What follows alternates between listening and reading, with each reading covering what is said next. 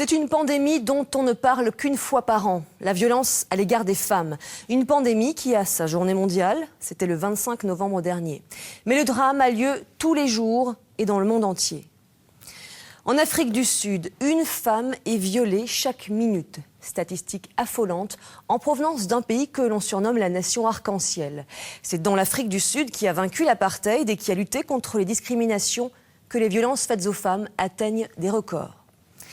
Phénomène en recrudescence, les viols et les meurtres de femmes homosexuelles. La législation sud-africaine est pourtant l'une des plus progressistes au monde. Le mariage gay a été légalisé en 2006. L'adoption d'enfants par des couples homosexuels est autorisée depuis déjà 2002.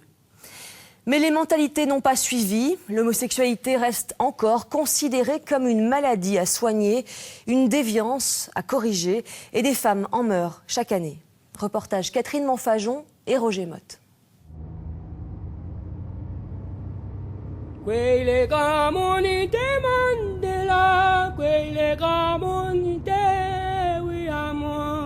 C'est à 80 km de Johannesburg que se trouve le township de Kwatema.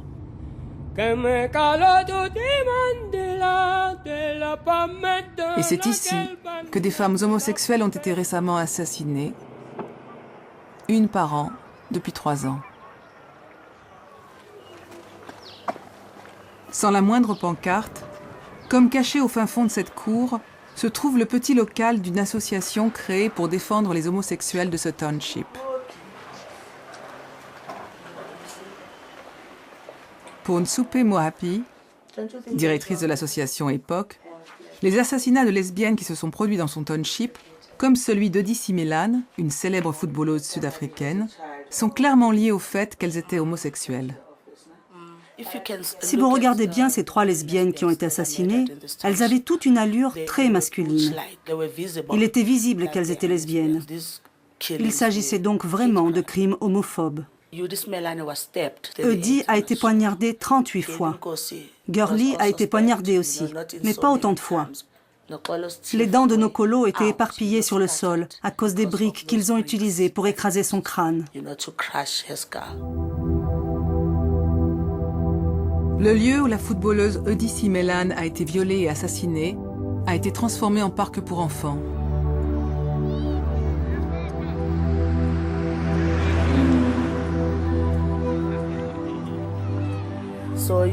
Odyssey était accompagnée de ses soi-disant amis.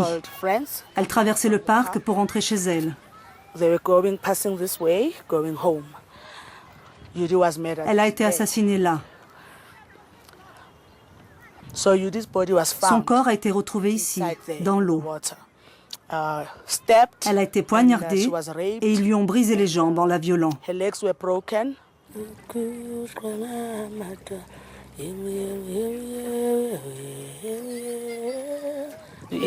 Nous avons essayé de parler aux hommes, aux garçons d'ici.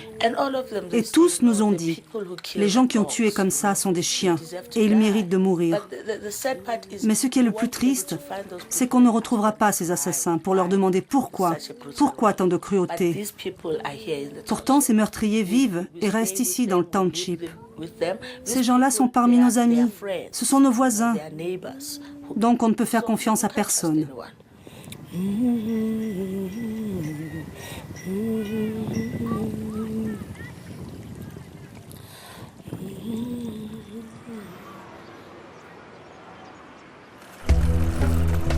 31 lesbiennes ont été tuées depuis une dizaine d'années dans les townships.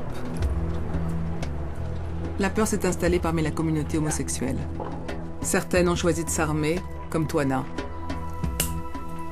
C'est mon bébé. Je me sens plus en sécurité quand je le porte. Quand je suis en short, je le mets dans mes chaussettes ou dans mes chaussures. Et en jean, je le mets dans ma poche. Avec ça, je pourrais toujours essayer de me protéger.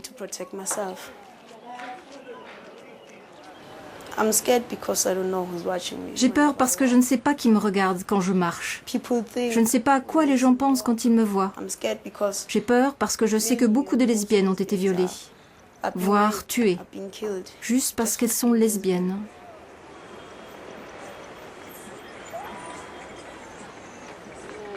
Twana a révélé très tôt à sa famille qu'elle était lesbienne.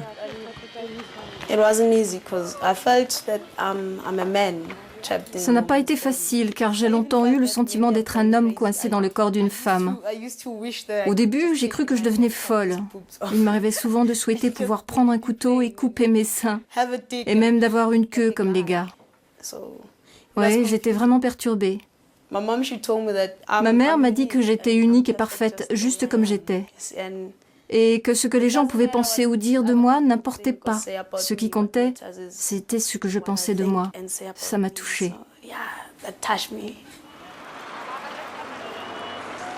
Twana affiche haut et fort son homosexualité dans la rue, tout comme ses copines. Elles se sentent dans leurs droits, même si elles savent qu'elles s'exposent ainsi à des remarques dégradantes. Putain de Gwyn, ces choses-là, on n'en veut pas ici. Ces gens-là sont du même sexe. Pourquoi seraient-ils ensemble? C'est comme des handicapés. Une femme avec une femme? Non, c'est pas acceptable.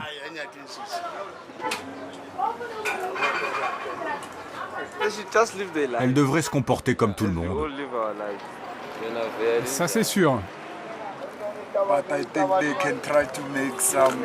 Je pense qu'elle devrait suivre une sorte de rééducation. Une rééducation pour dames. Comme ça, elle pourrait redevenir normale.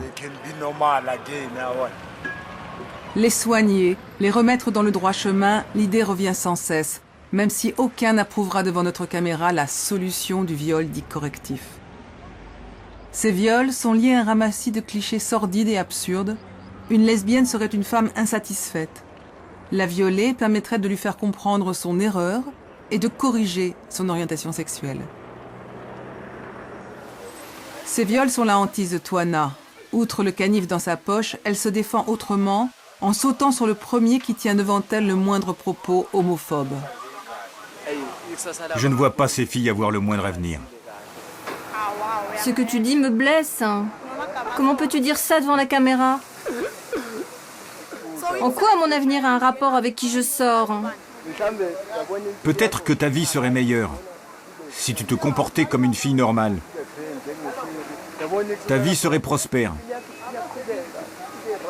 Mais ma vie est prospère, je vais bien, parce qu'il se trouve que je suis amoureuse en ce moment. J'aime une femme, tu ne peux rien y faire.